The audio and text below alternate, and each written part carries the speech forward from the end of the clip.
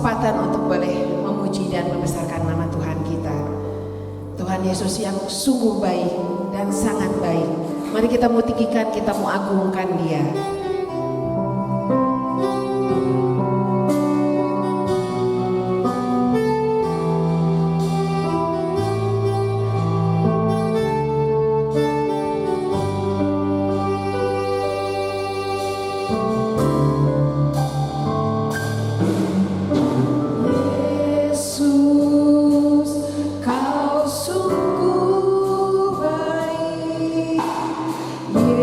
Yesus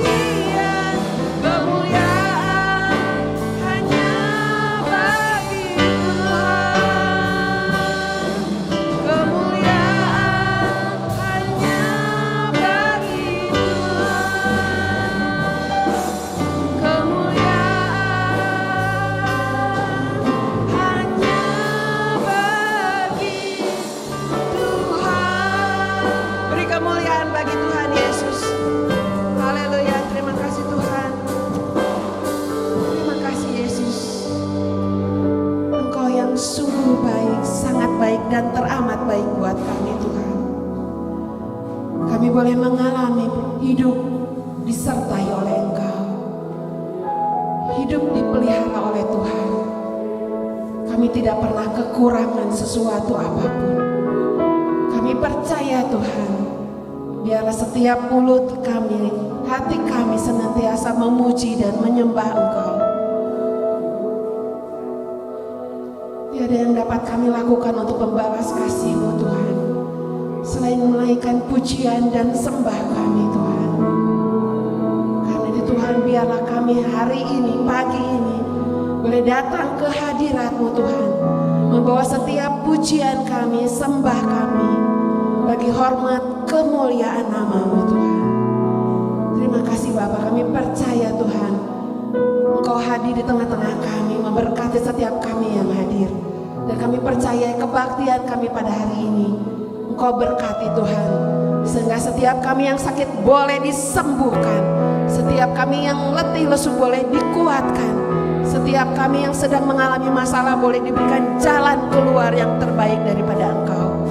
Kami bersyukur Tuhan, berkat-Mu melimpah atas kami. Terima kasih Tuhan Yesus. Terima kasih Bapa, kami siap untuk memuji Engkau. Terima kasih. Haleluya. Amin. Masih tetap berdiri, kita mau bersuka cita, kita mau naikkan pujian. Sebentar. Saya membacakan dulu satu ayat ya. Yeremia 29 ayat yang ke-11. Ayat ini udah sering dibacakan oleh setiap hamba Tuhan yang menyampaikan firman Tuhan, tapi saya mau bacakan lagi pagi hari ini. Sebab aku ini mengetahui, Tuhan mengetahui rancangan-rancangan apa yang ada padaku mengenai kamu. Demikianlah firman Tuhan, yaitu rancangan damai sejahtera dan bukan rancangan kecelakaan, untuk memberikan kepadamu hari depan yang penuh harapan. Amin. Tuhan mengetahui rancangan yang terbaik buat kita, jadi kita tidak perlu khawatir kalau mungkin hari ini orang-orang dunia merayakan hari Imlek, tahun baru Imlek. Kita juga sebagai keturunan Chinese, kita juga merayakan tahun baru Imlek. Tapi bukan itu yang utama. Kita mau melihat berkat Tuhan lebih besar dari yang dunia dapat berikan. Amin. Karena itu kita mau nyanyikan pujian ini, berkat anak cucu.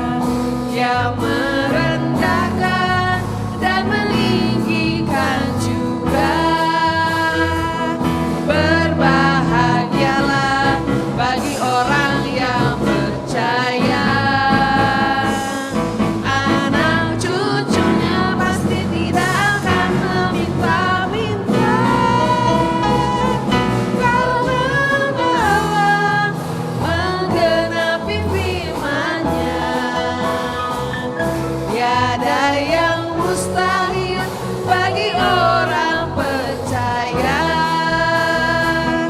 Berbahagialah bagi orang yang percaya. Anak cucunya pasti tidak akan meminta-minta, karena Allah menggenapi firman-Nya. Tiada yang mustahil bagi orang percaya. Tiada yang mustahil bagi orang percaya. Tiada yang mustahil bagi orang percaya. Amin, haleluya. Silakan duduk.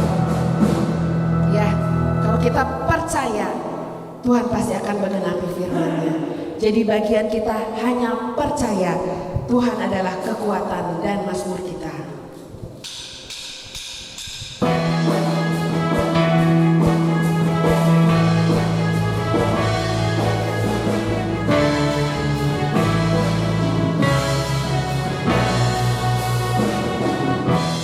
Tuhanlah kekuatan dan mazmurku.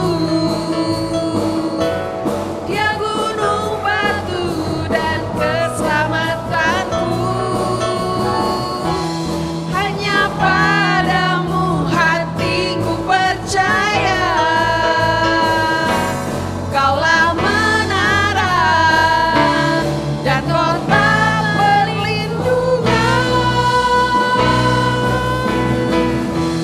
Ku mau selalu bersyukur sebab cintamu padaku takkan pernah berubah. Hatiku percaya walau bumi bergoncang, gunung-gunung beranjak, namun kasih setiamu tak pergi dariku.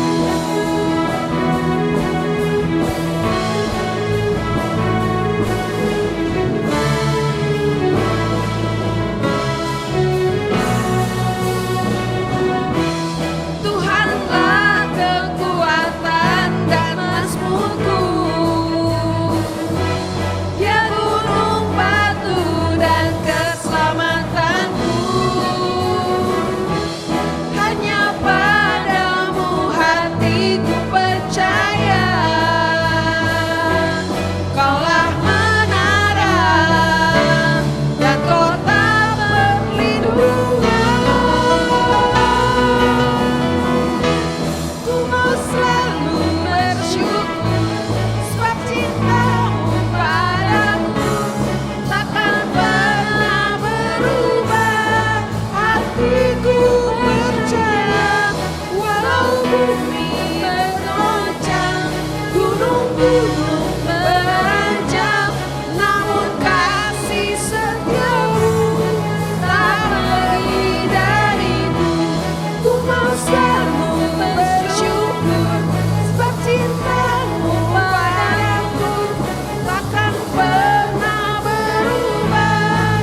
Hatiku percaya walau bumi bergoncang, gunung-gunung beranjak, namun kasih setiamu tak pergi dariku.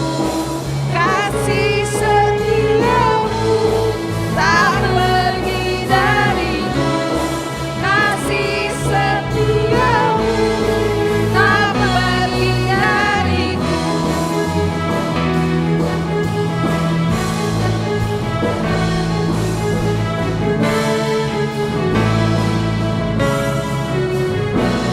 Amin, haleluya. Kita percaya bahwa kasih setia Tuhan tidak akan pernah pergi dari hidup kita. Amin. Itu sebagai jaminan janji Tuhan buat kita sebagai orang-orang yang percaya. Kalau Dia sudah sanggup mati di kayu salib buat menebus setiap dosa kita, maka apalah artinya masalah hidup kita? Tidak ada yang sulit buat Tuhan. Dia sanggup menolong. Kita mau siapkan hati kita untuk mendengarkan firman Tuhan. Mari kita sama-sama satukan hati untuk boleh menyembah Dia. Kita boleh sungguh-sungguh fokus untuk memuji dan menyembah Dia. Karena hanya Yesus yang layak untuk dipuji dan ditinggikan. Haleluya Yesus. Haleluya Yesus.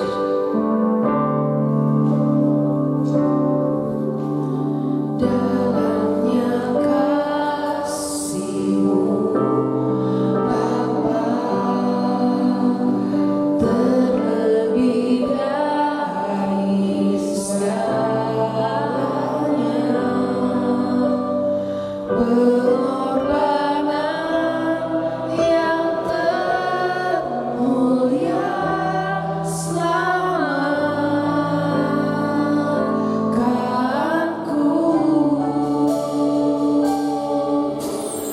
Dengan darah yang tercurah,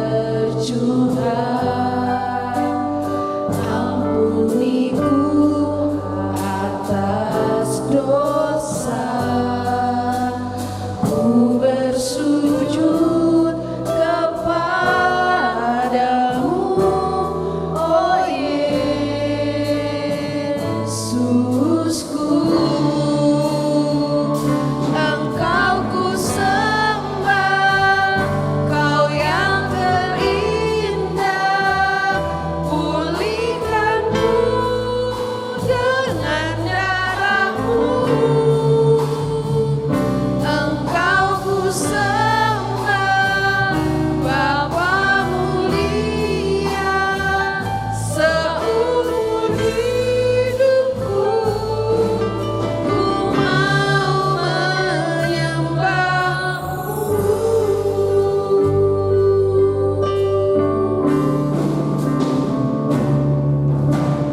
Dalamnya kasih-Mu Bapa, terlebih dari segalanya, pengorbanan yang termulia selamatkanku.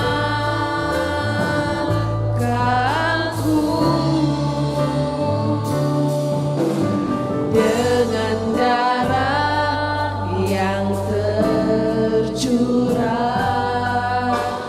ampuniku atas dosa. Ku bersujud kepadamu, oh Yesusku. Engkau ku sembah, Kau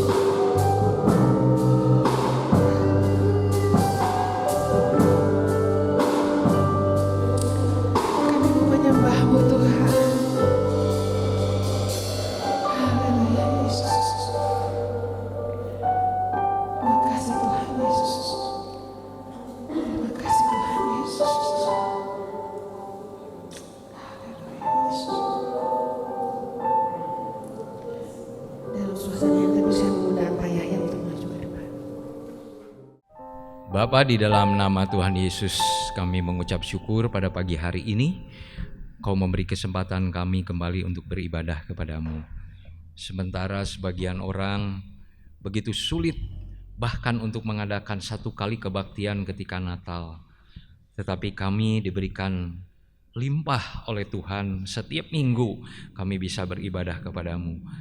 Terima kasih Tuhan, dan kami tetap berdoa saudara-saudara kami di berbagai provinsi yang mendapat pelarangan-pelarangan dalam ibadah, bahkan oleh kepala daerah sendiri. Kami mohon pertolongan-Mu Tuhan, biarlah Indonesia ini betul-betul boleh diperbaiki keadaannya, sehingga secara konsekuen setiap warga negara memberikan, bahkan pemerintah memberikan kesempatan yang sama untuk setiap umat pemeluk agama yang berbeda-beda mendapat kesempatan untuk beribadah. Terima kasih Tuhan, pada pagi hari ini kembali kami setelah memuji Tuhan, kami kembali akan merenungkan sebagian firman Tuhan. Tolonglah kami ya Tuhan, supaya kami bersama-sama boleh menikmati kasih Tuhan melalui pemberitaan ini, dan kami mengerti maksud Tuhan untuk hidup kami hari ini dan hari-hari yang akan datang sampai pada kekekalan. Dalam nama Tuhan Yesus kami telah berdoa. Amin. Selamat pagi Bapak Ibu Saudara sekalian, puji Tuhan kita bisa fokus bersama-sama untuk mendengarkan firman Tuhan. Saudara-saudara, saya hanya ingin mengingatkan kita akan mengadakan Family Day di hari Jumat Agung ya. Hari Jumat Agung kita akan mengadakan Family Day, yang mudah-mudahan saudara bisa, harapan saya sebagai jemaat Tuhan, kita bisa mengagendakan bersama-sama untuk pada waktunya kita bisa ikut ya. Dari udah sekian hampir 3 tahun kita tidak bisa menyelenggarakan ini, sekarang kita akan selenggarakan lagi bersama dengan Taman Kopo ya. Itu persekutuan yang erat antar anak-anak Tuhan dan penyegaran iman kita. Kita sama-sama akan belajar firman Tuhan pada pagi hari ini. Saudara-saudara, kita akan membaca Matius 5 ayat 48 ya. Ada di warta saudara, di sini juga sudah diberikan. Mari kita baca bersama-sama Matius 5 ayat 48. Karena itu haruslah kamu sempurna, sama seperti Bapamu yang di sorga adalah sempurna. Kita baca lagi ya. Karena itu haruslah kamu sempurna, sama seperti Bapamu yang di sorga sempurna. Kalau saya membacakan ayat ini saudara, tangan kanan Tuhan memegang aku, menopang aku. Kebanyakan orang kalau dikirim ayat itu atau berkata itu langsung amin ya. Tapi kalau saya baca ayat ini jarang responnya amin itu. Yang keluar itu kayak bisa gitu ya saudara ya, seperti gitu ya. Ini ya Yesus yang ngomong loh saudara. Karena itu haruslah kamu sempurna. Harus atau milih? Harus atau milih? Harus ya. Sama seperti Bapamu yang di sorga adalah sempurna. Nah, hari ini kita akan berbicara juga nanti di minggu-minggu yang akan datang, yaitu dengan satu tema menuju kedewasaan rohani atau dewasa dalam Kristus ya. Menuju kedewasaan rohani atau dewasa dalam Kristus. Yud, maaf saya minta wartanya, bisa pinjam warta?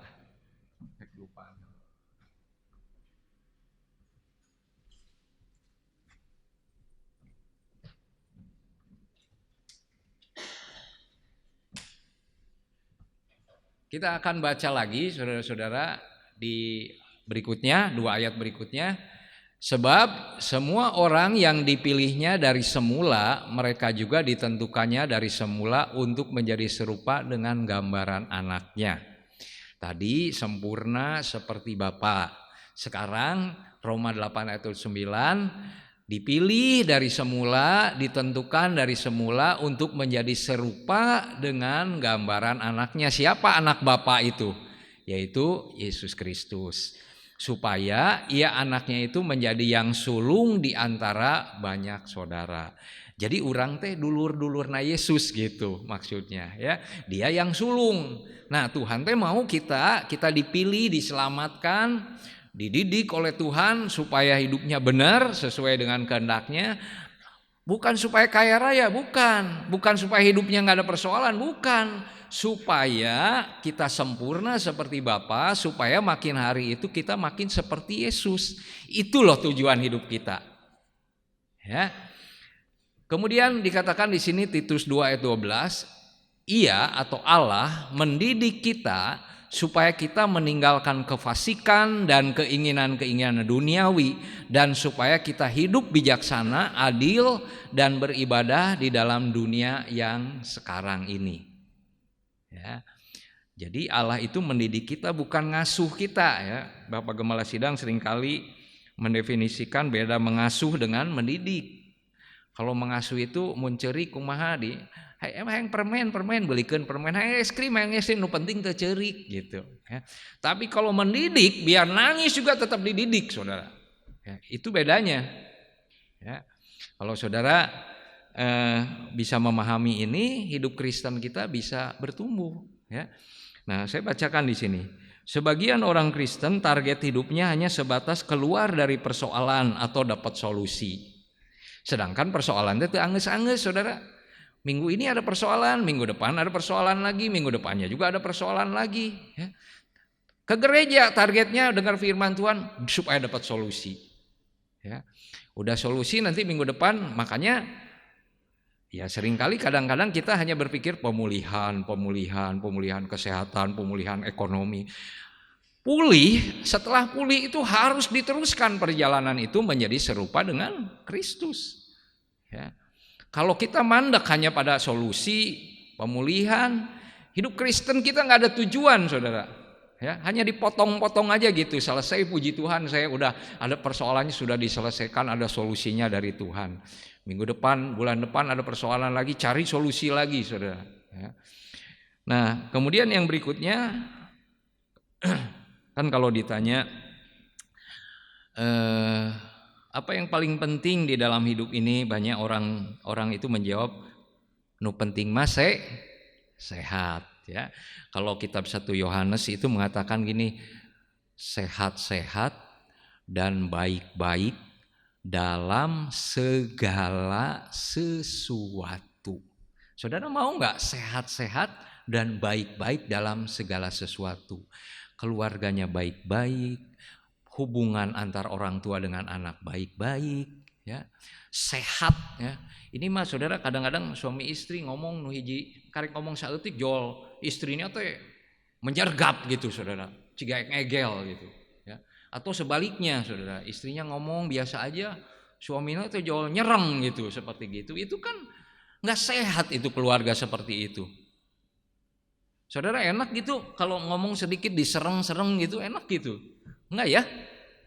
Anak ngomong sedikit ini udah dihardik ya. Udah tahu apa? Orang anaknya juga belum, ceritanya belum habis. Ya. Jadi itu teh kata kitab Yohanes teh bisa dicapai apabila orang itu hidup dalam kebenaran. Teruskan lagi saudara. Apalagi yang penting buat orang Kristen kebanyakan? Banyak hoki lai ya. Hoki yang penting itu ya. Kemudian yang hidup nyaman ya. Saudara mau nggak hidup nyaman? Mau nggak hidup nyaman? Jemplang, jempling, tarariis saudara ya. Mundahar ngeunah, saret tibra, enak kan? Betul nggak saudara ya? Persoalan nggak ada, enak nggak hidup kayak gitu? Enak ya? Mau nggak saudara? Nah, saya ingin ngasih tahu hidup Kristen nggak ada yang begitu saudara. Ya. Salah satu indikasi yang mengatakan bahwa firman Tuhan, kamu diutus seperti domba di tengah serigala. Bisa nyaman di tengah serigala? Kata firman Tuhan, makanya kamu harus hidup dengan apa? Dengan kecerdikan. Cerdik seperti apa? Seperti ular, tulus seperti merpati. Kalau dia nggak cerdik, hanya tulus aja, dibohongan saudara, dibelegug-belegugin. Tapi kalau kita cerdik hanya seperti ular, nggak ada ketulusan, tah eta Adam Hawa tah korbana, saudara. Adam Hawa kan ku orai eta, ya. Ada kecerdikan tapi nggak tulus, jahat jadinya. Kabayang nggak, ya? Kalau seperti itu, orang-orang Farisi beragama kata firman Tuhan, lu keturunan ular biludak, ya. Jadi itu orang Farisi, itu orang yang ahli Taurat itu dikatakan oleh Yohanes itu dikatakan kamu ini keturunan ular biludak, ya. Jadi mereka tuh ngerti paham dalil-dalil agama, tapi mereka nggak paham ketulusan, ya. Bahkan kata firman Tuhan orang Farisi itu suka berdoa panjang-panjang katanya untuk menutupi kejahatan mereka. Itu ada di Alkitab dibilang seperti itu, ya. Hidup nyaman sama sekali tidak mau menderita karena kebenaran. Jadi saudara, firman Tuhan begini, ada ayat yang mengatakan begini, orang kalau Ishak menabur, kemudian waktu dia menuai berapa kali lipat, ada yang pernah ingat gak Ishak? 100 kali lipat. Oh, anak Tuhan banyak yang ingat ayat itu, amin, 100 kali lipat. Tapi kalau kita baca di Alkitab itu Ishak itu tidak menabur kemudian menuai 100 kali lipat tiap kali menabur, enggak saudara. Kali itu dia menabur sampai 100 kali lipat. Nah, di firman Tuhan di perjanjian baru dibilang sama Tuhan begini sama Yesus. Apabila kamu meninggalkan pekerjaanmu, ladangmu, ya, orang tuamu, ya, kemudian mengikut Tuhan, kata firman Tuhan, kamu akan diganti berapa? Ada yang ingat berapa kali lipat? 100 kali lipat. Eta mah ku hama Tuhan dikotbahkeun teh saudara 100 kali lipat teh dilumpatkeun kanu persembahan. Itu berarti memperkosa ayat saudara, karena ayatnya itu tidak sedang bicara soal persembahan kemudian digantiin 100 kali lipat, ya. Banyak orang menisegut pisan mere persembahan bukan karena dia cinta Tuhan, karena 100 kali lipat na eta saudara. Tah engke giliran nanti 100 kali lipat amak-amakan. Geuningan sok hama Tuhan teh kieu da bodoh. Ya. Enggak membaca firman Tuhan dengan teliti. Haget teuing kanu 100 kali lipat saudara. Padahal di situ dibilang begini, kamu akan mendapat upah 100 kali lipat ditambah dengan penderitaan. Itu ada ditambah dengan aniaya. Nah, bagian aniaya nama dileungitkeun saudara. Da eueuh. Begitu dibilang tadi 100 kali lipat kan amin, begitu disertai dengan segala aniaya. Langsung ngabetem kabeh nyambung eta mah. Baiklah sakali oge daripada 100 kali lipat tapi aniaya mah alim seperti gitu ya. Karena Kristen kita yaitu Kristennya itu seperti itu saudara. Nah, kita teruskan lagi. Jika ini terjadi, maka hidup sebagai orang percaya tidak akan bertumbuh dan tidak akan menjadi dewasa secara rohani. Dengerin aja kesaksiannya. Dari tahun misalkan dia jadi Kristen dari tahun 80, sekarang tahun 2023. Kalau dia bersaksi pasti kesaksiannya gitu-gitu aja. Persoalannya atau peristiwanya beda-beda, tapi intinya tuh sama, saudara. Ya. Berkat. Nggak ada bahwa semua persoalan itu kemudian untuk mendidik dia. Untuk kepentingan banyak orang, untuk kepentingan jemaat, dia hanya memikir kepentingan sendiri, ya, tidak akan bertumbuh. Pada akhir zaman dikatakan oleh firman Tuhan akan ada satu saat di mana keadaan yang sangat sukar, di mana setiap orang itu salah satunya adalah orang itu hanya mementingkan diri sendiri. Dan ayat di bawahnya mengerikan, saudara. Mereka tuh beribadah, tapi mereka mengingkari kuasa dalam ibadahnya. Calik di gereja, ngiring kebaktian hari-hari Minggu, tapi mengingkari kuasanya, saudara. Nah, ini orang yang kategorinya itu tidak dewasa atau tidak bertumbuh di dalam iman. Saudara-saudara, tidak memahami makna peristiwa yang sedang dialami, tidak pernah dewasa di dalam Kristus. Menjadi dewasa di dalam Kristus sangat penting, ya, sangat penting. Dari surat Korintus yang pertama kita akan belajar tentang kedewasaan rohani atau dewasa di dalam Kristus. Saudara, misalkan ya, kalau kita itu nggak bisa salah ngerti, kita udah baca Alkitab cukup banyak, saudara-saudara kita yang ikut ABA, aku baca Alkitab. Tapi ada target yang berikutnya, yaitu mengerti. Ya, bahkan kalau kitab Yosua mengatakan merenungkan siang dan malam, bukan hanya baca. Nah, kalau saudara batas baca, apalagi targetnya teh gini, nu penting geus laporan. Ya, jadi kalau yang penting udah laporan, bae teu ngarti ge nu penting geus laporan gitu. Nah, itu di situ saudara, akhirnya saya sebut itu kita membuang waktu dengan sia-sia. Ya. Kalau misalkan saudara mestinya tahun ke-1, tahun ke-2 mulai saudara pakai buku, bikin catatan, mulai pakai stabilo, ya. Stabilo itu atau pensil warna, mintalah dari cucunya atau dari anaknya pensil warna yang geus pararendek ya saudara ya. Kemudian ada ayat yang aneh gitu, kunaonnya kieu, kasih tanda tanya di situ. Kalau ayat yang menguatkan diwarnain pakai kuning atau pakai hijau. Nanti kalau waktu kita lagi diem, lagi sedih, saudara, itu Alkitab kita buka-buka ya, kemudian kita baca yang warna-warna itu, wah itu menguatkan kita, saudara. Yang kita nggak ngerti kita kasih tanda tanya. Nanti kalau kita ketemu teman, ketemu saya, bisa ngobrol.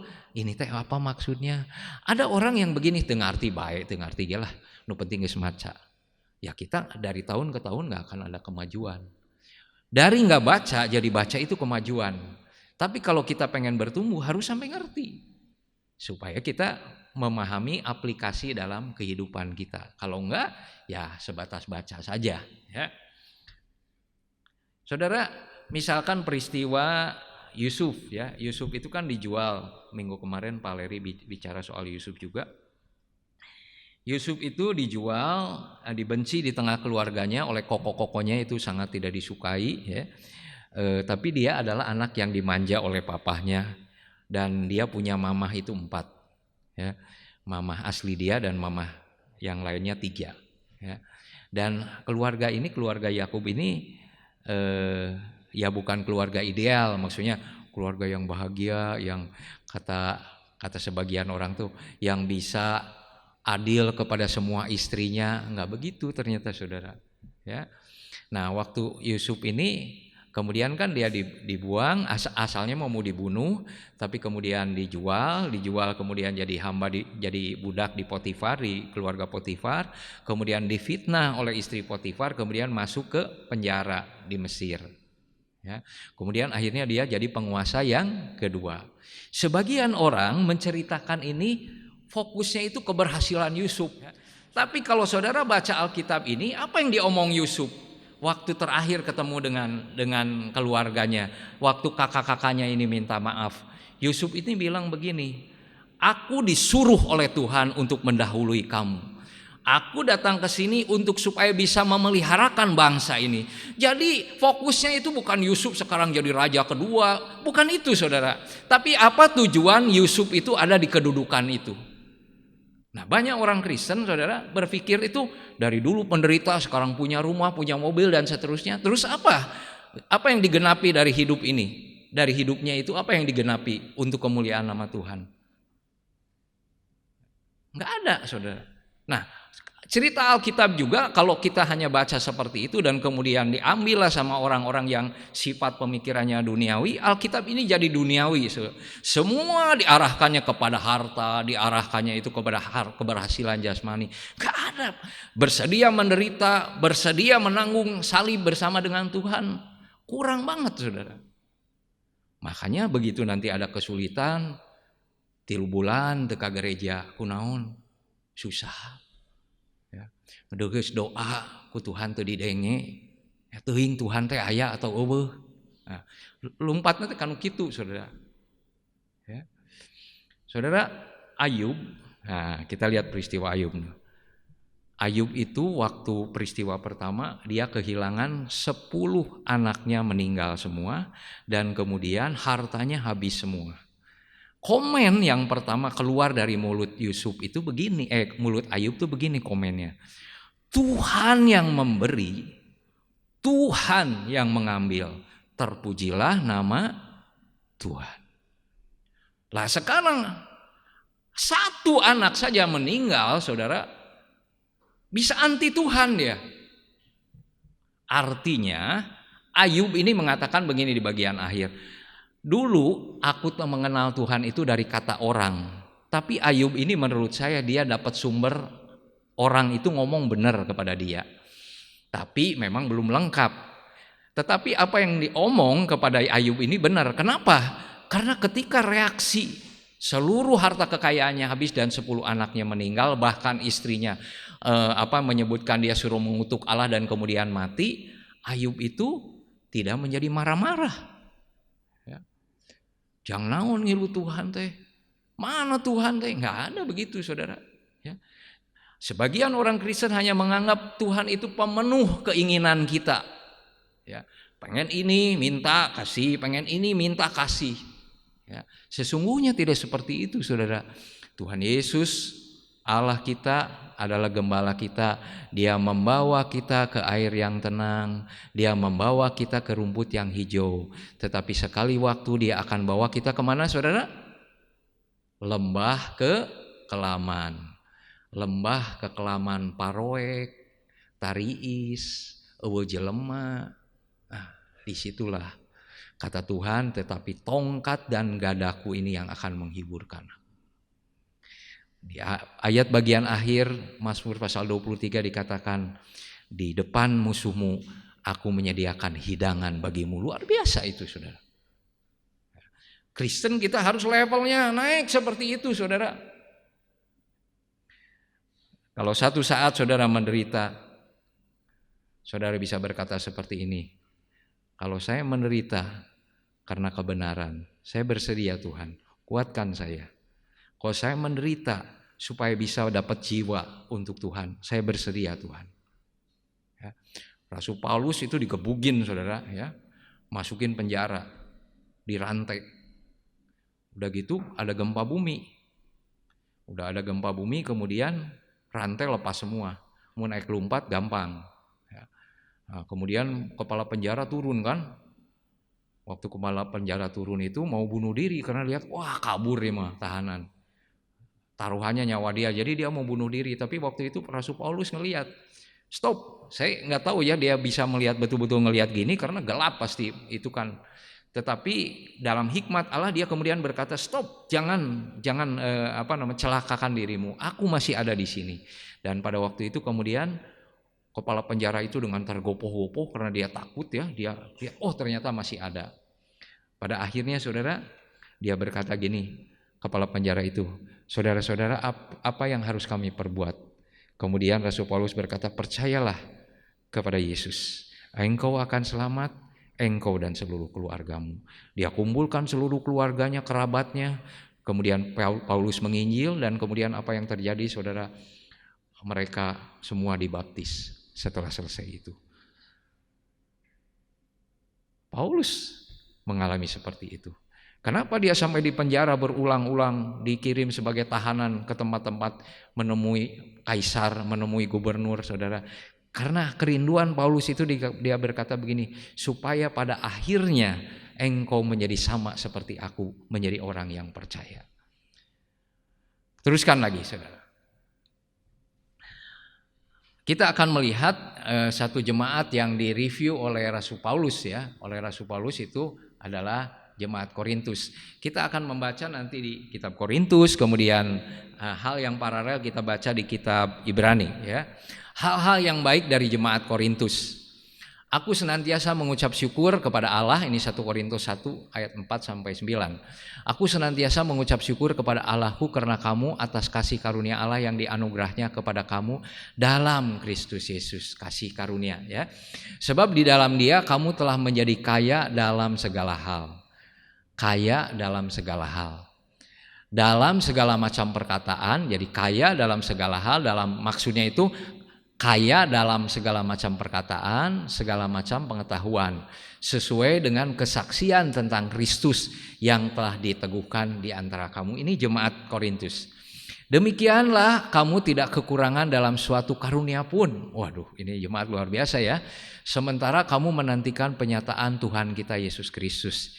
Ia juga akan meneguhkan kamu sampai kepada kesudahannya, sehingga kamu tak bercacat pada hari Tuhan kita Yesus Kristus. Kalau saudara melihat ayat 8 ini, saudara lihat sama dengan konteks kesempurnaan atau pertumbuhan di dalam Kristus.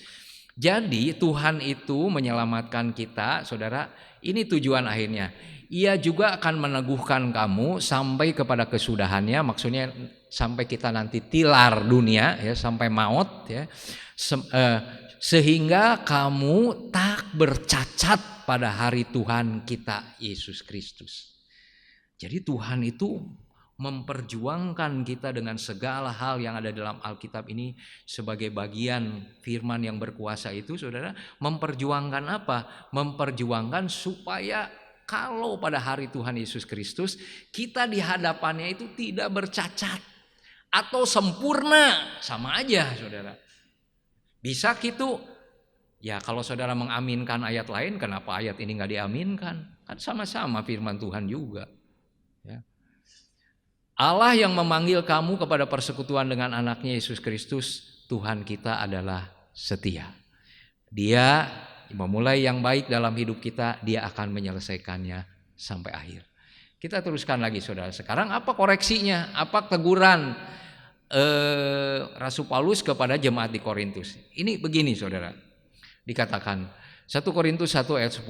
Tetapi aku menasihatkan kamu saudara-saudara demi nama Tuhan kita Yesus Kristus supaya kamu seia sekata. Ya. Ini hidup di dalam jemaat, di dalam rumah tangga, di dalam komunitas orang-orang percaya. Kalau komunitas bukan orang percaya, jangan harap, saudara.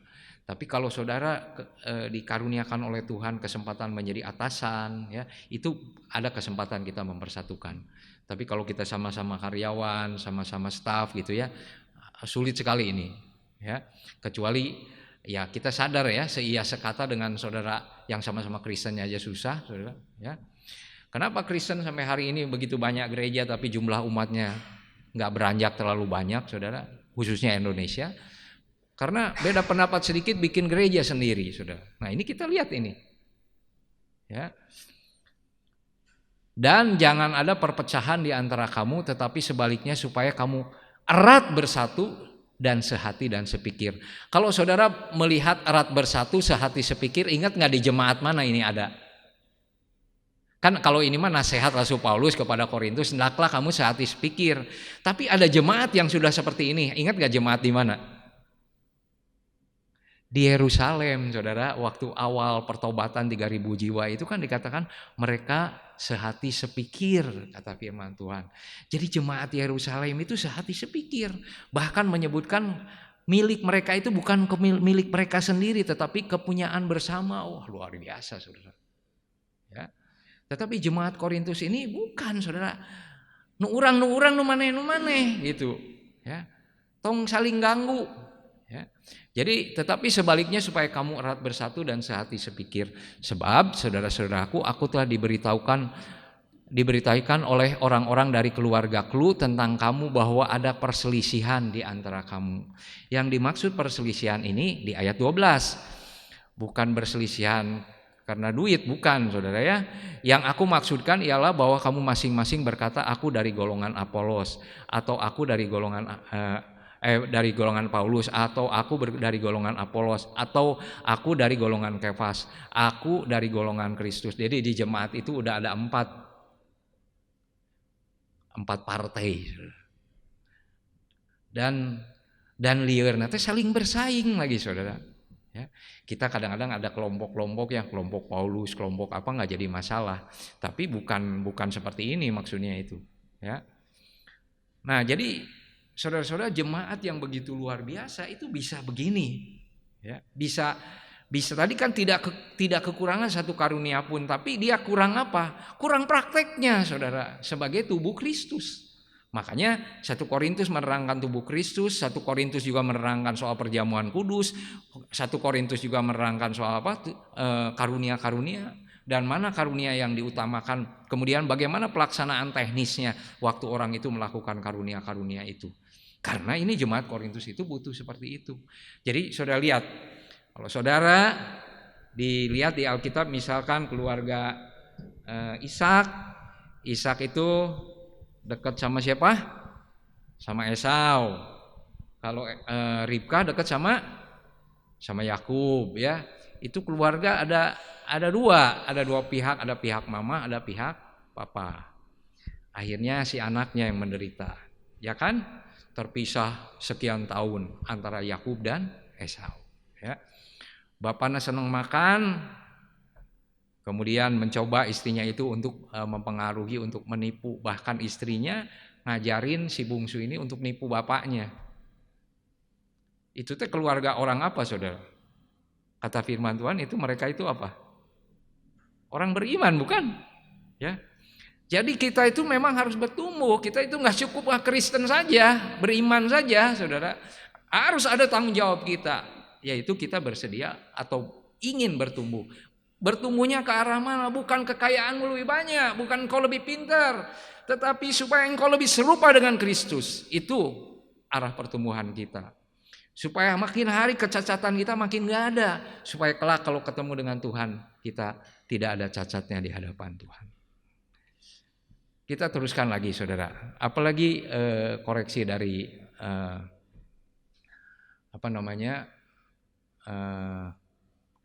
Rasul Paulus ini kepada jemaat di Korintus ini. Kita lihat diulangi sama Rasul Paulus di pasal 3 ya.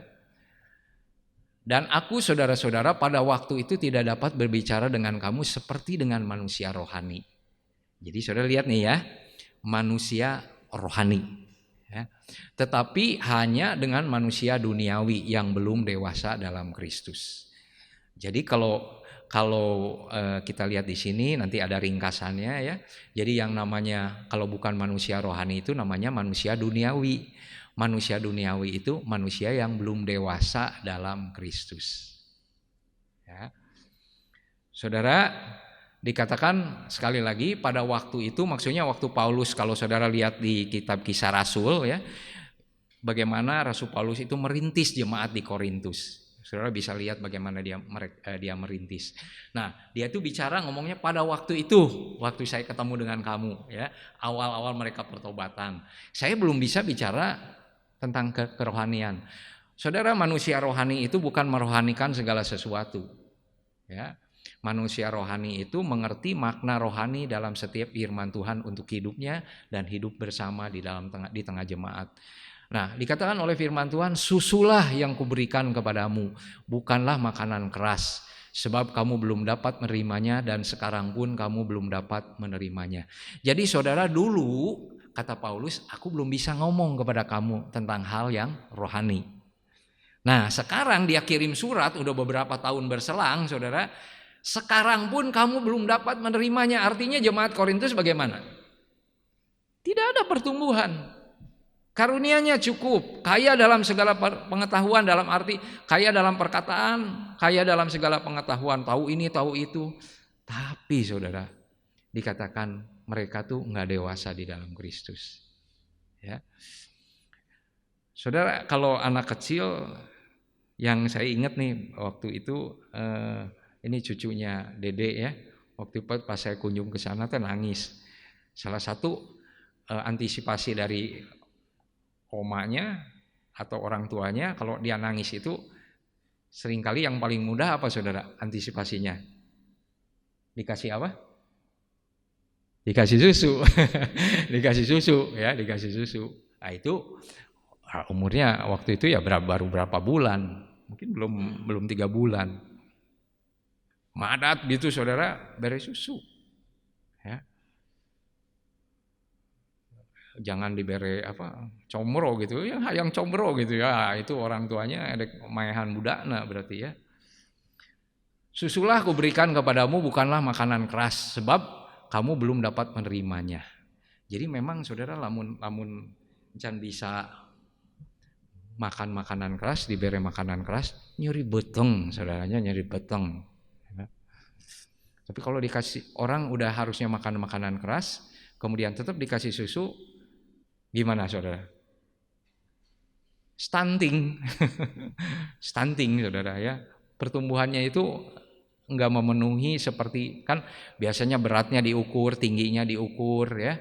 Lingkar kepalanya diukur, saya lihat di Posyandu di daerah sini ya. Diukur itu untuk memperlihatkan ini pertumbuhannya baik enggak gitu. Kemudian kita lihat lagi, kalau anak kecil itu maka konsumsinya susu dan lagian nggak bisa dikasih tanggung jawab. Saudara udah berapa lama jadi orang Kristen? Apa tanggung jawab yang saudara pikul di tengah-tengah jemaat ini? Misalkan yang kelihatan itu memimpin pujian. Tapi ada juga yang memimpin pujian tapi tidak bertanggung jawab, ada. Ya. Ada juga yang main musik sungguh-sungguh, ada juga yang tidak bertanggung jawab. Tapi ada juga saudara orang sama sekali nggak mau memikul tanggung jawab. Tidak akan bisa dewasa. Tanggung jawab itu akan membuat kita menjadi dewasa di dalam Kristus. Misalkan saudara ya, saudara tanggung jawabnya yang paling dekat, yang paling gampang saudara lakukan, mendoakan.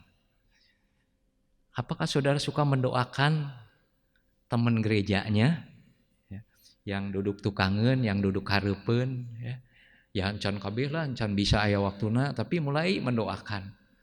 Atau nu dipikiranna teh mun tiap kali katemu doakeun saya. Doakeun saya. Ari saya kapan ngadoakeunna? Itu contoh Kristen tidak ada pertumbuhan. Seharusnya orang Kristen dia mulai dengan didoakan.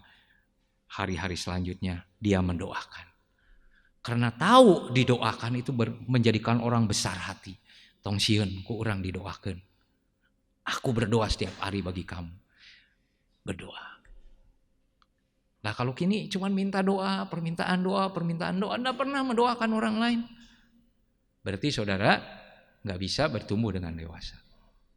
Kenapa? Misalkan Bapak Gembala Sidang kita dengan usia sampai hari ini masih bisa tetap melayani dengan mata yang sulit membaca, berusaha menulis draft khotbah, ringkasan khotbah untuk sampaikan kepada saudara dan kepada saya.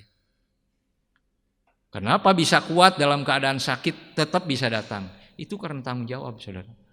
Kalau nggak bertanggung jawab ya sedikit aja rariut saeutik ya, roromeheun atau naon gasan teu ka gereja karena nggak ada tanggung jawab. Tapi coba kalau kayak Ion ini, misalkan contohnya, dia main musik. Kadang-kadang dia dalam keadaan sakit dia tetap datang. Kenapa dia bisa kuat dalam keadaan sakit tetap datang? Karena tanggung jawab. Dan tanggung jawab itu membuat kita dewasa. Persoalan tanggung jawab itu menolong kita untuk bisa dewasa. Ibu bapak, bagaimana tahun 2023 mau ikut tanggung jawab bersama-sama di tengah jemaat ini? Tidak harus melayani di sini, tapi ikut tanggung jawab. Mendoakan hamba-hamba Tuhan, mendoakan jemaat, saling mendoakan jemaat dengan jemaat supaya rajin datang di 2023 ini saudara. Sekarang pandemi sudah melandai, sangat melandai, masih banyak orang yang tetap tidak mau hadir ya. Itu perlu didoakan saudara ya. Kita bersyukur kita punya keberanian untuk hadir di sini. Tetapi kita juga ingat saudara-saudara kita yang sendirian itu kasihan loh saudara, di rumah gutak indit tidinya kadinya, balik deh kaditu, tiditu kadieu bolak-balingan sakitu keneh saudara ya. Dan kebutuhan manusia itu berinteraksi satu dengan yang lain. Ya diantaranya saling menguatkan, saling meneguhkan. Itu dari mana praktek itu? Kalau kita nggak ada kedewasaan nggak akan bisa. Maunya teh dinasehatin aja ya. Ada juga yang kalau dinasehatin ambek saudara ya. Ongko minta nasihat tapi dinasehatan sesuai dengan hatina amek ya. Saudara, sekali lagi, karena kamu masih manusia duniawi, sebab jika di antara kamu ada iri hati dan perselisihan, ada iri hati. Salah satu contoh orang secara duniawi itu iri hati. Ningali batur salakina kasep, hayang boga salaki ciga kitu saudara. Ningali budak orang tua punya budak teh meuni geulis, meuni pasep, iri. Nah budak urang mah teh ciga kitu. Ya. Nggak ada bersyukur. Ya. Itu salah satu ciri orang duniawi, saudara.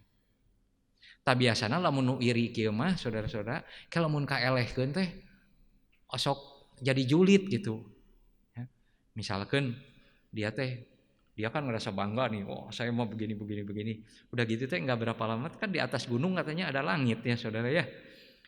Kaelehkeun. Oh, timbulnya teh kayak gini saudara jelema iri mah. Wah tapi si eta mah kieu. Ingat dong kongna baheula orang jahat. Naon nyaritakeun kongna. Dan apa hubungannya lagi seperti gitu? Karena apa? Karena rasa irinya itu. Sebab jika di antara kamu ada iri hati, berselisihnya itu yaitu yang bukan hal-hal yang esensi, ya. Nge-upload foto jadi pas saya, ya. Runding saeutik di WA jadi mereka doang, saudara, ya. Itu Kristen apa, saudara? Ya. Dikatakan di sini karena jika ada seorang, nah balik lagi ini persoalan yang utama itu kembali direview lagi. Dikatakan aku dari golongan Paulus dan berkata dari golongan Apolos, bukankah itu menunjukkan bahwa kamu manusia duniawi yang bukan rohani. Jadi di gereja itu bisa begitu saudara ya. Ini jemaat Korintus yang dirintisnya bukan sama orang sembarangan, sama Rasul Paulus. Tapi pertumbuhan pada masing-masing pilihan saudara ya. Jadi bukan karena gurunya hebat. Yesus itu punya 12 murid. Diajar cara sama, dikasihi dengan yang sama saudara. Diberikan kasih yang sama. Tapi dari 12 orang murid itu satu orang tetap tidak percaya, yaitu Yudas Iskariot. Ya. Jadi bukan soal yang mengajarnya, karena kita juga punya tanggung jawab. Setelah kita mendengar kebenaran, apa respon kita, apa yang harus kita lakukan setelah kita mendengar itu. Ya. Kita teruskan lagi. Penjelasan tambahan dari surat Ibrani 5 ayat 11. Tentang hal itu banyak yang harus kami katakan, tetapi yang sukar untuk dijelaskan. Karena kamu telah lamban dalam hal mendengarkan. Jadi salah satu penyebab orang tidak dewasa rohani itu lamban mendengar. Lamban mendengar. Mun kagorengan batur gancang ngadenge gitu. Tapi kalau soal iman, soal firman Tuhan, hararese tunduh teh Allah, hoream teh Allah, waktu teh.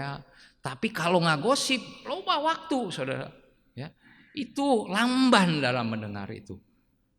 Jadi kalau lamban mendengar itu pengertian yang bahasa aslinya itu begini, saudara. Jadi waktu mendengar itu bukan masuk telinga kiri keluar telinga kanan, tapi begitu masuk telinga kiri balik deui, saudara gitu. Teng gitu, ya. Sama dengan benih yang ditabur di mana, saudara? Di jalan, itu kata firman Tuhan. Itu sama dengan benih yang itu. Jadi tapakan saudara. Kalau yang ditabur di tanah berbatu-batu, tanah yang banyak semak belukarnya, itu tumbuh. Ada tumbuh sedikit, tapi nanti kalau ada penganiayaan, ada apa segala macam, kemudian mati dia. Tapi kalau yang ini mah saudara, yang di pinggir jalan itu tetapakan. Teu ngarti teu naon diantep we teu ngarti ge geus masa bodoh lah, nu penting mah geus ka gereja we. Akhirnya nggak ada sedikit pun pertumbuhannya. Ini sangat memprihatinkan kalau saudara Kristennya seperti ini. Ya. Kalau Kristen yang tadi yang ada semak belukar, yang kemudian berbatu-batu itu tanahnya sedikit, ya tumbuh gitu. Sinar matahari datang, katanya penganiayaan datang, kekhawatiran datang, habis semuanya. Udah, walaupun waktu itu, puji Tuhan ya luar biasa firman Tuhan. Heuleut 3 poe, heuleut saminggu, saudara langsung pertumbuhan nggak ada, saudara. Nah hanya keur minggu mah sukacita, nah ayeuna teh kieu nya, gitu saudara. Ya. Nah, tapi kalau yang tumbuh di tanah yang subur ya akan berbuah. Nanti yang berbuah ini ada hamba Tuhan yang lain cerita. Sebab sekalipun kamu ditinjau dari sudut waktu sudah seharusnya menjadi pengajar. Saya nantang di anak-anak muda ini di youth ya. Saya bilang siapa yang mau bersedia menyampaikan renungan. Nanti saya ajar. Saya kasih PA-nya. Bagaimana meneliti Alkitab, bagaimana kemudian menyampaikannya. Tidak ada yang mau saudara. sampai hari ini. Padahal mereka sekolah-sekolah pada tinggi semua. Sedih juga memang ya. Saya ingat waktu zaman saya mahasiswa itu, para pembicara di persekutuan mahasiswa itu rata-rata mahasiswa. Dan mereka militan-militan. Ya. Luar biasa. Sebab sekalipun ditinjau dari sudut waktu, seharusnya menjadi pengajar kamu masih perlu diajar asas-asas pokok dari penyataan Allah. Kamu masih memerlukan susu, bukan makanan keras. Makanan keras itu makanan yang lebih mendalam, makanan yang harus kita berpikir. Makanan yang dimana ketika kita makan makanan keras, kalau diimplementasikan secara hidup rohani, saudara, kita harus betul-betul menjaga kekudusan kita. Ya. Sebab barang siapa masih memerlukan susu, ia tidak memahami ajaran tentang kebenaran. Sebab ia adalah anak kecil. Tetapi makanan keras adalah untuk orang-orang dewasa yang karena mempunyai panca indera yang terlatih untuk membedakan yang baik daripada yang jahat. Saudara, saya lihat ada satu gereja, saudara, ketika kebaktian anak jauh banget sama Bethesda. Waktu saya dengar pengajarannya teh, wah aneh ya, ini pengajaran teh keras begini, mendalam lagi. Tapi anak-anaknya banyak yang datang, saudara. Anak sekolah minggu. Wah, cik saya teh iya lamun dikotbahkeun di umum di gereja Bethesda can puguh ngarti. Tapi ini di anak-anak. Pujiannya juga sama, saudara, pujian yang menunjang kepada pertumbuhan iman. Saya kira pujian yang baik yang kita harus resapi itu dalam kaitan pertumbuhan iman Kristen itu, sekalipun badai topan datang menerpa, itu bagus itu lagu. Ya. Jadi kalau suatu kali seperti Maria dan Yusuf ini, saudara, waktu pembunuhan anak-anak pada usia 2 tahun ke bawah oleh Herodes itu, kata Tuhan, dalam mimpi kata Tuhan, bawa anak ini ke Mesir. Kata firman Tuhan, malam itu juga Yusuf itu membawa anak ini keluarganya ke Mesir. Jauh, saudara, ke Mesir. Malam-malam. Kenapa Yusuf nggak ngomong gini, Tuhan, bukankah ada tiang api, bukankah ada tiang awan? Memang di perjanjian lama, saudara, waktu orang Mesir itu mau menyerbu orang Israel, dikatakan Tuhan itu menutup dengan awan. Sehingga mereka gak bisa meneruskan orang Mesir. Tapi kali ini lain, saudara. Yusuf harus pergi ke Mesir. Itu hidup Kristen progresif. Kenapa Yusuf tidak berkata, masa Tuhan ini teh udah malam, saya teh gimana ya ini anak masih kecil seperti ini. Jabar nanti takut dirampok dan segala macam, misalnya loba alasan lah gitu, seperti gitu. Tetapi Yusuf dikatakan oleh firman Tuhan, begitu dia selesai, begitu dia bangun, kata firman Tuhan, langsung dibawa keluarganya itu pergi ke Mesir. Salah satu ciri kedewasaan adalah taat.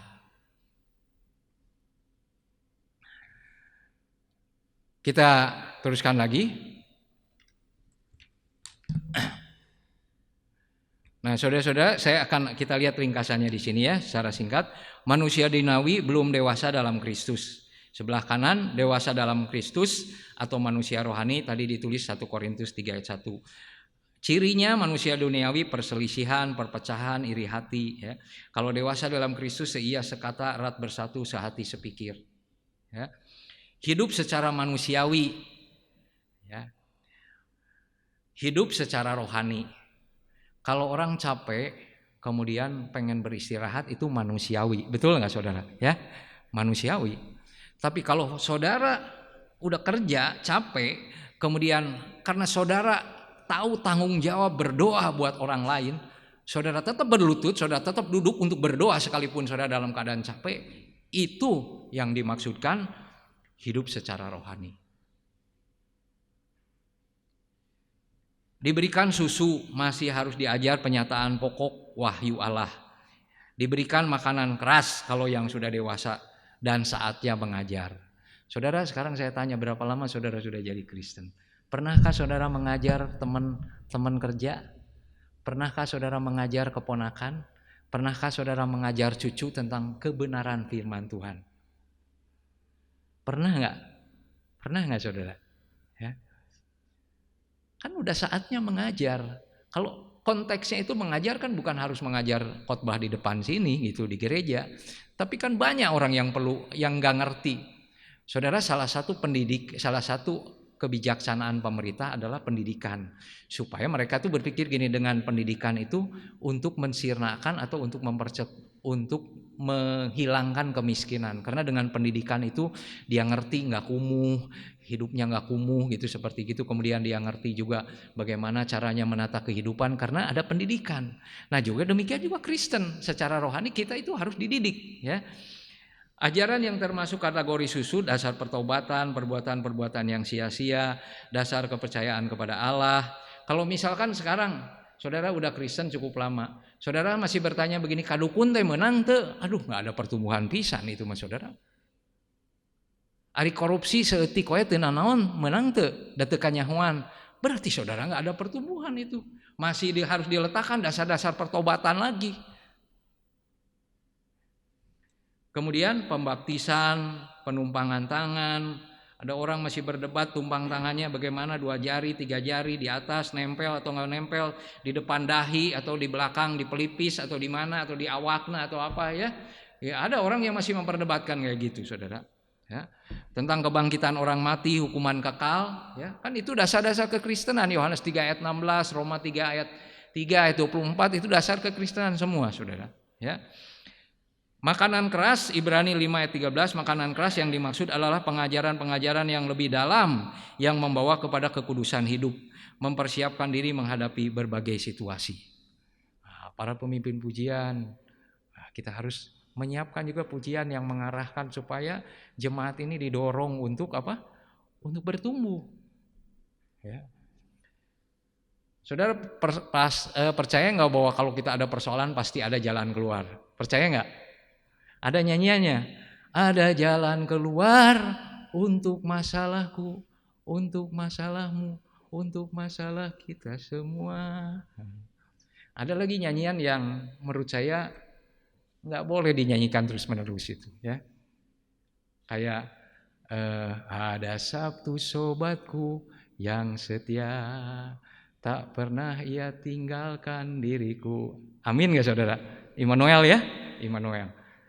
Di waktu aku susah, waktuku sendirian, dia selalu menemani diriku. Seneng ya nyanyi itu? Saya juga seneng. Tapi ada pertanyaan, di waktu aku susah, waktu senang, saudara sahabatnya itu bukan? Di waktu saudara banyak kawan, sahabatnya masih itu enggak? Masih Yesus itu? Sayang sekali lagu ini hanya untuk orang-orang yang susah dan lagi nggak ada teman. Setelah banyak teman, pokok sahabat yang terbaiknya itu Yesus. Kemudian ditanya, wah yuk loba acara yuk, yang babaturan, ya, yang sohib, ya. Dia lupa sohib yang pertama, yang utamanya itu siapa. Ya. Dan saya ingin mengingatkan pada saudara, kalau saudara dekat sama sahabat utama itu sama Yesus, nih saudara, dunia nggak akan seneng sama saudara. Diulangi ya sama saya ya, kalau saudara dekat sama sahabat utama itu yaitu Yesus Kristus, dunia nggak seneng sama saudara. Kalau saudara ngomong dekat sama Yesus, ya, tapi dunia dekat juga dengan saudara, ini keajaiban saudara ya, keajaiban. Kok bisa begitu ya? Coba saudara kalau saudara ngobrol dengan teman-teman, ini Asep ada marketing. Salah satu kalau marketing duduk-duduk ngumpul, salah satu pokok pembicaraannya anu jorang-jorang kan Asep ya? Betul tidak Asep? Tuh, seri kan Asep ya? Supaya dunia bisa menerima. Kalau kita bicara soal dunia kan menerima semua. Tapi kalau misalkan ada karyawan sesama sales gini, urang mah bosna pahit pisan, urang mah makana nyales teh bari ngajalankeun barang batur. Terus misalkan kita anak Tuhan ngasih tahu kayak gini, oh bener bos urang ge sarua pelit, koret, cap jahe, ya. Geus teu naon bener gitu. Jang naon urang ngabeungharkeun bos. Nah gitu kira-kira perkataan. Cocok saudara. Dunia dengan dunia cocok. Tapi kalau saudara begini, ulah komo deui maneh anak Tuhan. upah kita itu datangnya dari Tuhan, bukan dari bos. Bos itu hanya pengantara saja. Ulah meningkatkan daripada ke kanyahoan, ditewa ku polisi, duit teu sabaraha, era sakeluarga. Kalau kita nasihatan gini belum tentu nerima, saudara. Ya, begitu saudara, itu maksudnya tuh, ya. Yaitu ya udah di sini teruskan lagi, tidak menerima apa yang berasal dari Roh Allah. Ini 1 Korintus 2 ayat 12. Jadi manusia duniawi itu tidak terima apa yang berasal dari Roh Allah. Dia terimanya dari dunia. Kalau menurut 1 Yohanes dikatakan guru-guru palsu sama dami-dami palsu itu dia bicara soal dunia. Dia pakai ayat di atas nama Tuhan tapi bicara soal dunia. Dia ambil 1-2 ayat kemudian dia bicara panjang lebar tentang dunia, saudara. Dan kata firman Tuhan, mereka mendengarkan. Tapi begitu dikasih hal yang rohani, saudara. Naon itu khotbah teh? Oh, berkat pisan ya. Naon khotbah teh? Kieu ya. Saudara, suatu kali murid-murid Tuhan Yesus itu dikhotbahin murid banyakan ya, dengan umum itu barang siapa tidak makan dagingku dan minum darahku, dia tidak akan dibangkitkan pada akhir zaman. Yohanes pasal 6. Dampak dari perkataan itu muridnya ngomong gini, perkataan itu keras, siapa yang dapat mendengarkannya? Itu kata murid-muridnya. Kemudian dikatakan Yohanes 6 ayat 66, sejak saat itu murid-murid meninggalkan dia. Murid-murid yang bukan yang 12. Nah, waktu yang 12 ini masih kumpul sama Yesus, Yesus nanya begini, aduh saya nyesel tadi ngomong gitu, jadi pada tersinggung ya. Nanti mas saya nggak akan ngajar gitu lagi. Saya akan sesuaikan pengajarannya dengan keinginan orang-orang banyak supaya kita kumpulnya tambah banyak. Tetapi Yesus nggak ngomong begitu, saudara. Dia ngomong sama muridnya yang 12 itu begini, kamu juga nggak tinggalin saya.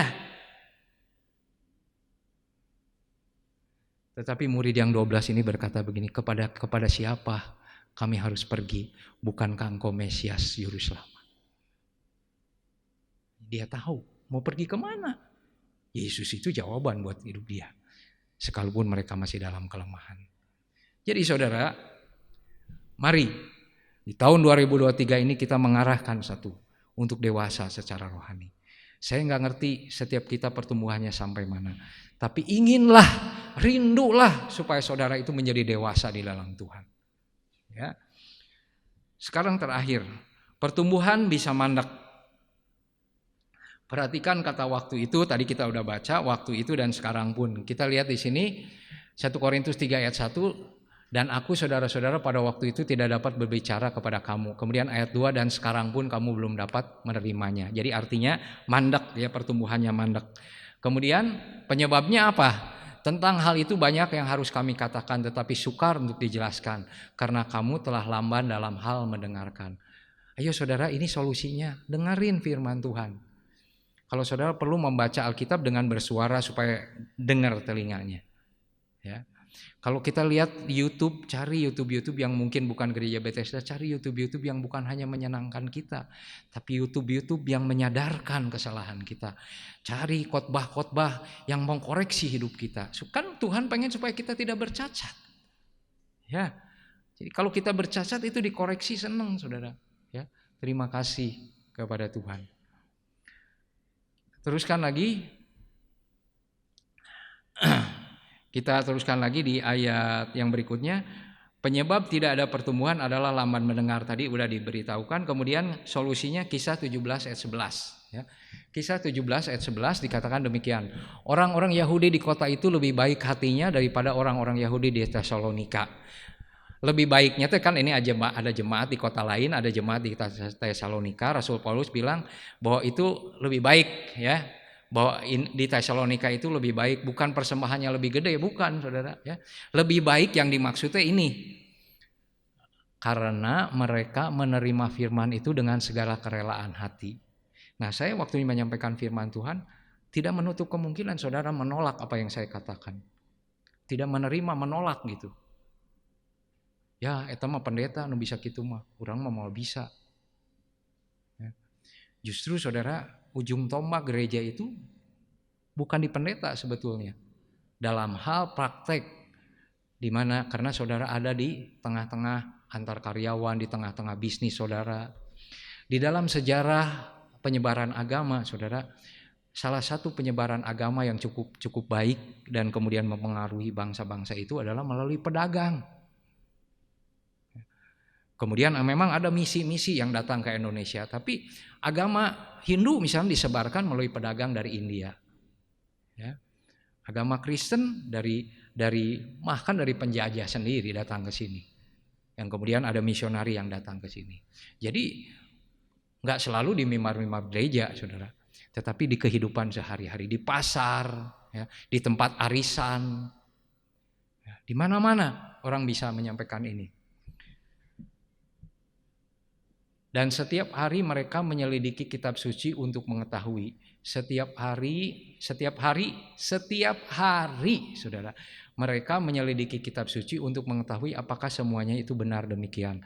Saudara, saya ingin ngomong ya, saya sebetulnya punya bahan bagaimana orang itu bisa disesatkan dengan ayat-ayat Alkitab. Tapi karena ini topiknya ini, saya tidak bicara soal itu. Tapi saya ingin mengatakan, kalau saudara nggak teliti membaca Alkitab, saya sebagai hamba Tuhan, nanti kapan waktu pas saya akan khotbah itu, saya akan kasih tahu saudara bagaimana saya mengarahkan sampai pikiran saudara itu jadi nggak benar melalui ayat-ayat Alkitab. Nah, karena itu kita punya kewajiban, saudara, ketika saya selesai, makanya ini ada ini supaya saudara bisa baca ulang, cik bener tuh. Anu diomongkeun ku Pak Yahya teh bener nggak yang diomongkan sama Pak Yohanes sama Yudi itu bener nggak? Tapi kalau saudara masa bodoh wae, saudara bagaimana bisa bertumbuh? Ketika saudara menyelidik ulang, itu akan bertumbuh. Kalau saudara itu kebenaran ketika saudara lihat di Alkitab itu, oh ternyata benar. Tambah kuat kan? Kita dengar, kemudian sekarang bahasanya seperti Ayub. Kalau kemarin saya dengar itu kata Yudi, sekarang aku sendiri lihat di Alkitab itu benar apa yang diomongkan Yudi itu. Jadi kuat, saudara. Jadi kuat seperti itu. Nah, kita teruskan lagi di sini. Apakah semuanya itu benar demikian? Nah, ayat terakhir saudara, ia atau Allah, kita melihat di Titus 2 ayat 12 ini, mendidik kita supaya kita meninggalkan kefasikan dan keinginan-keinginan duniawi, supaya kita hidup bijaksana, adil dan beribadah dalam dunia yang sekarang. Ya. Jadi saudara, Allah itu mendidik kita. Kasih Allah itu dinyatakan ketika Dia memberikan Yesus Kristus kepada kita. Ada juga kasih Allah dalam bentuk apa? Nasihat kepada kita. Ada juga kasih Allah dalam bentuk apa? Dalam bentuk ayat-ayat yang menguatkan iman kita. Tapi saudara, kitab Ibrani memberitahu ada anak gampang, tetapi ada yang sesungguhnya anak. Anak yang sesungguhnya anak atau anak sejati, anak yang telah ditebus dengan darah yang mahal itu, salah satu saudara, kasih Allah itu dalam bentuk aja hajaran. Ya, diulangi sama saya. Bentuk kasih Allah salah satunya itu dalam bentuk hajaran. Itu firman Tuhan yang memberitahu. Kenapa kita dihajar? Karena Dia Bapa itu mengasihi kita. Bukan karena Dia benci kepada kita. Saudara, maaf ya, di dunia ini ada orang marah sama anaknya bukan karena dia mau mendidik, tapi melampiaskan emosinya. Misalkan ada anak kecil ceurik wae dibantingkeun saudara ku bapana. Itu kan bukan mendidik, tapi itu melampiaskan emosi. Ya, bukan seperti itu. Tetapi Bapak kita, kenapa waktu Yesus ngomong dengan perempuan Samaria itu kan dosana dibolekerkeun saudara. Waktu dia bilang, kamu panggil deh suami kamu. Terus kemudian perempuan Samaria ini bilang begini, Tuhan, Rabi, saya mah gak punya suami. Kemudian Tuhan ngomong begini, betul, kamu ngomong betul. Kamu pernah tinggal dengan 5 laki-laki, dan sekarang yang ke-6 itu juga bukan suami kamu. Kenapa orang Samaria itu, perempuan Samaria itu tidak amak, saudara? Dia tidak berkata begini, ngorek-ngorek masalah pribadi. Itu mah udah jangan, nggak usah lah cerita-cerita gitu, itu mah masalah saya. Ya. Tetapi dia senang. Bahkan komentarnya apa? Sungguh engkau seorang nabi. Dan kemudian saudara, waktu dia Waktu dia bersaksi ke dalam kota Samaria itu, kesaksian dia itu cuma satu. Bagaimana katanya Nabi itu memberitahu tentang keadaan saya. Keadaan saya yang bagaimana? Yang mulia? Bukan. Yang penuh dosa itu. Tapi dia tahu Yesus itu memberitahu dosanya bukan untuk menekan, bukan untuk menghakimi, tetapi diberitahu dosanya supaya dia sadar karena Yesus mengasihi perempuan Samaria itu. Dan kata firman Tuhan, dari orang yang baru bertobat ini, seluruh isi kota saudara datang kepada Tuhan Yesus mendengarkan. Dan kata firman Tuhan, lebih banyak lagi orang yang percaya kepada Tuhan. Saudara, tantangan buat hidup kita. Ya, tantangan buat hidup kita. Dia mendidik kita supaya kita meninggalkan kefasikan. Saudara, ngomong kasar janganlah keluar dari mulut kita. Umpatan jangan keluar dari mulut kita. Itu bukti pertumbuhan kita. Saudara-saudara, kesenangan lihat orang lain, saingan kita celaka, saingan kita ditipu, saingan kita mendapat kesusahan, kemudian kita merasa senang, itu menunjukkan sikap fasik, saudara. Padahal kalau saudara kita sebagai anak Tuhan, kita dikasih tahu begini, berdoalah untuk orang yang menganiaya kamu. Pedah ieu mah sama-sama marketing, itu lebih berhasil, orang kurang berhasil. Omsetnya itu abus wae, orang teu abus. Jadi timbul kebencian, saudara. Padahal dia tidak menganiaya, dia juga berjuang dengan sungguh-sungguh. Tapi aneh, orang ini teh amun dia katipu, wah syukur sia katipu. Kenapa? Firman Tuhan ngomong juga kalau yang menganiaya juga sudah didoakan. Ya, apalagi ini teman mitra kerja. Bukankah kita lebih baik mendoakan Tuhan Yesus? Orang ini berhasil secara duniawi. Dia jauh melebihi saya omsetnya. Saya mendoakan Tuhan. Biarlah pada akhirnya dia mengenal Tuhan Yesus melalui hidup saya. Ketika saya omsetnya tidak sebagus dia. Ketika omsetnya tidak sehebat dia. Tetapi saya bersikap sebagai anak Tuhan yang dewasa. Saya mensyukuri keadaan ini, bisa menguatkan teman-teman yang omsetnya jauh lebih kecil dari itu. Kemudian perusahaan ini jadi lebih baik berkembang. Bosnya lihat seperti Potifar lihat Yusuf. Potifar lihat Yusuf bahwa orang ini disertai oleh Tuhan. Dan kemudian perusahaan ini menjadi lebih baik. Belum tentu saudara kemudian jadi bosnya, tetap jadi karyawan. Tapi di tengah karyawan itu tetap saudara menjadi terang di tengah kerabat-kerabat atau teman-teman kerja yang lain. Kedewasaan Kristen, itu tujuan kita. Dewasa di dalam Kristus, itu tujuan kita. Kita berdoa. Bapa di dalam nama Tuhan Yesus, terima kasih untuk kasih dan anugerah yang Kau limpahkan kepada kami. Pada hari ini kami mendengarkan firman Tuhan dengan satu judul, yaitu bertumbuh secara rohani atau bertumbuh di dalam Kristus. Kami berdoa ya Tuhan, biarlah khotbah ini sekalipun khotbah yang untuk sebagian kami berat, untuk sebagian kami seperti mustahil, seperti tidak mungkin Tuhan. Tetapi karena ayat-ayat ini tertulis di dalam firman Tuhan dengan jelas dan bisa kita periksa, bisa kami periksa ulang bersama-sama, bisa kami baca bersama-sama dengan bahasa Indonesia Tuhan. Kami bisa mendapatkan kata-kata yang sama. Biarlah kami mulai melihat satu tujuan Tuhan. Kami ditujukan oleh Tuhan atau kami diproyeksikan oleh Tuhan supaya kami sempurna seperti Bapa, supaya kami serupa dengan Kristus, supaya kami tidak bercacat pada hari Tuhan Yesus Kristus. Kami bukan hanya sekedar supaya dari mobil satu punya mobil dua, dari sakit menjadi sembuh, dari ada persoalannya diselesaikan. Kami hidup Kristen bukan hanya sekedar itu, tetapi setiap perjalanan persoalan hidup kami, setiap tantangan yang kami hadapi di dalam kehidupan Kristen kami, ada maksud mulia di dalam hidup kami oleh Tuhan, yaitu supaya kami semakin dewasa di dalam Kristus Yesus. Sehingga di dalam kami tidak ada lagi iri hati, tidak ada lagi perselisihan untuk hal-hal duniawi. Kami tidak ada lagi perpecahan di tengah jemaat, tetapi kami bisa seia sekata, sehati sepikir untuk membangun jemaat ini Tuhan. Kami tahu jemaat ini bukan hanya perlu pendeta, bukan hanya perlu majelis, tetapi perlu seluruh anggota tubuh Kristus untuk bersatu seia sekata untuk membangun, sehingga semakin efektif pelayanan ini, semakin banyak jiwa dimenangkan oleh Tuhan, semakin banyak orang bertumbuh di tengah-tengah jemaat gereja Bethesda. Terima kasih Tuhan untuk segala kebaikan yang Kau berikan kepada kami.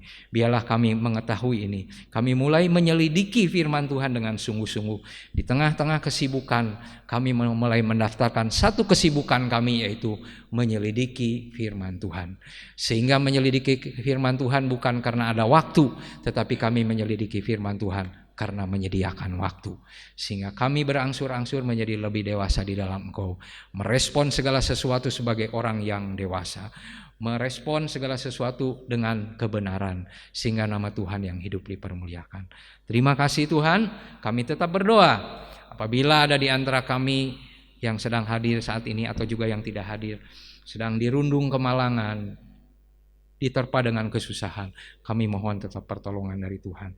Biarlah Engkau kuatkan imannya, berikan kemampuan, diteguhkan iman percayanya, supaya mereka boleh bersedia melewati itu, karena Tuhan punya maksud yang baik dan nama Tuhan boleh dipermuliakan. Kami juga berdoa Tuhan, kalau hari ini bertepatan dengan hari raya tahun baru Imlek, di mana banyak keluarga keturunan Tionghoa Tuhan akan berkumpul dengan cucu, dengan kerabat-kerabat.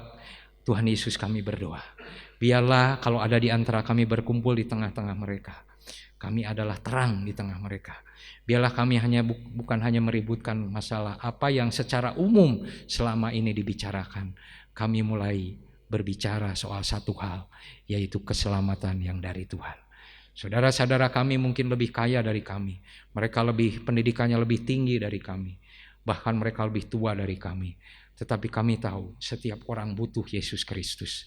Sebab itu biarlah melalui interaksi pada hari ini kami bisa bicara dengan kerabat kami, dengan teman kami yang memerlukan Engkau. Dalam kesempatan yang indah itu, biarlah perayaan tahun baru Imlek hari ini ada jiwa yang dimenangkan melalui apa yang kami bicarakan. Terima kasih Tuhan, kami mengucap syukur kepada-Mu. Dalam nama Tuhan Yesus. Bapak Ibu Saudara, mari kita akan bangkit berdiri. Kita akan menerima berkat Tuhan. Kita angkat tangan kita kepada Tuhan. Terimalah berkat, kasih karunia dari Bapa kita, hikmat daripada Yesus Kristus, dan persekutuan Roh Kudus. Biarlah itu menjadi milik pusaka kita sekarang ini dan sampai selama-lamanya. Amin. Bapa, terima kasih.